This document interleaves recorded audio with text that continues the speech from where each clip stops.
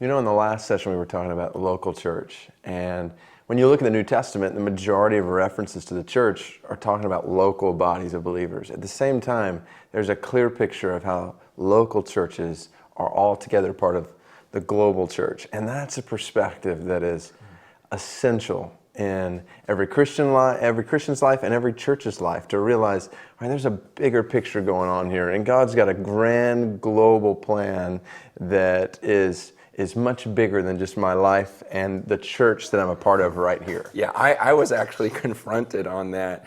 After I had started church, I was there probably 5 years, and this guy asked me one day, because, you know, in your purpose statement, everything else, it's all about this city and this church. I don't see anything about the rest of the world. And I was like, wow, you're right. You know, biblically, that's not right. The believers were aware of the other situations and helping believers in other situations. And I'm telling you, once I started getting the church focused on Christians in other places and the needs that they had and how we could actually, once again, give and help those needs. We've been given a gift as a local body to the church at large.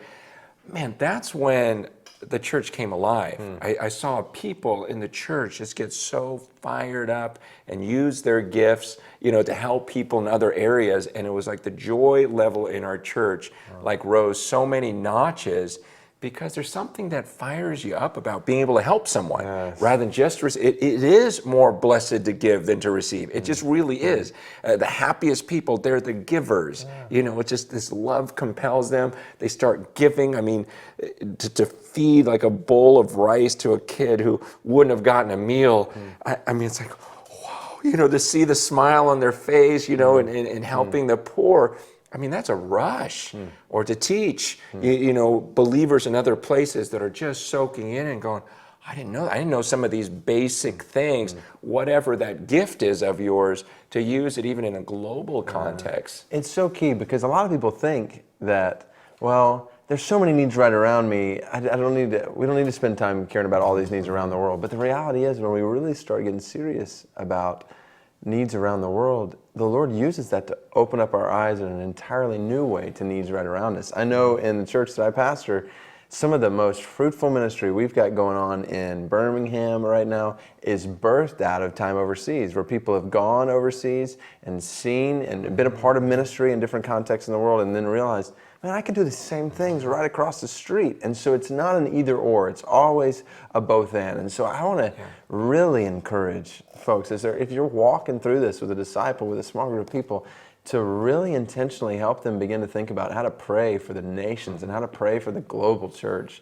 and to integrate that into how you're teaching them to pray. And when you're praying together, like, is it just praying for, you think about it, even in the weeks you've been walking through this, has most of your prayer time together been focused on just what's right in front of you, or are you praying for God's kingdom to come in the world, and our brothers and sisters around the world who are facing all kinds of different challenges, some persecuted for their faith? So praying and then giving, how can we use our resources to serve our brothers and sisters? And we're some of the wealthiest people to ever walk planet Earth, and we've got brothers and sisters who are starving. So we've got to, in discipleship, think about intentionally how can we give, and then maybe even, I think one of the most effective tools in disciple making is short-term missions.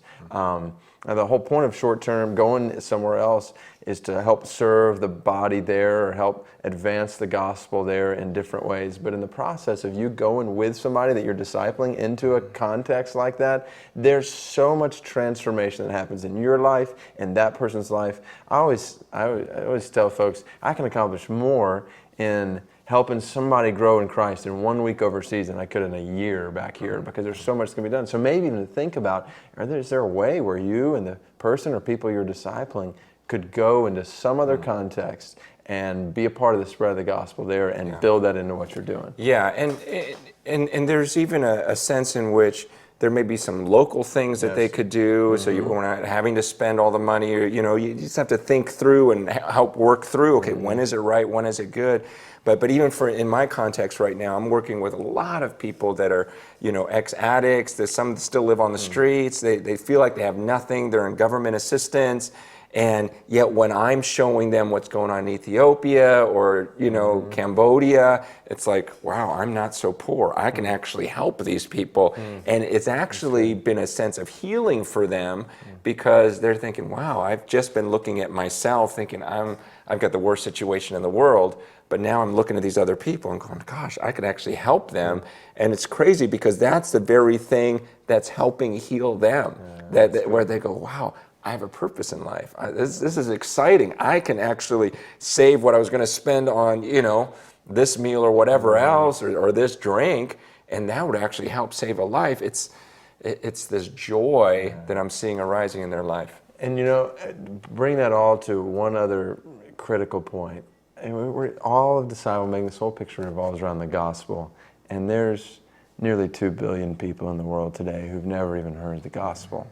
So the person or people you're discipling need to know that. And together, for you guys to feel the weight of that. There are millions upon millions of people who haven't even heard the good news of Christ. And so that means built into disciple making, we've got to be thinking, how's my life going to count for the spread of the gospel to them? And this is the beauty of disciple making. So with this grand global mission in the world, how can we be a part of making the gospel known to the ends of the earth? And Jesus says, make disciples. When we're making disciples, this is his plan for how the gospel will spread to the ends of the earth. So all the more confidence to give yourself and to lead the people you're discipling to give themselves to this mission, making disciples, because this is how the gospel is going to reach the ends of the earth.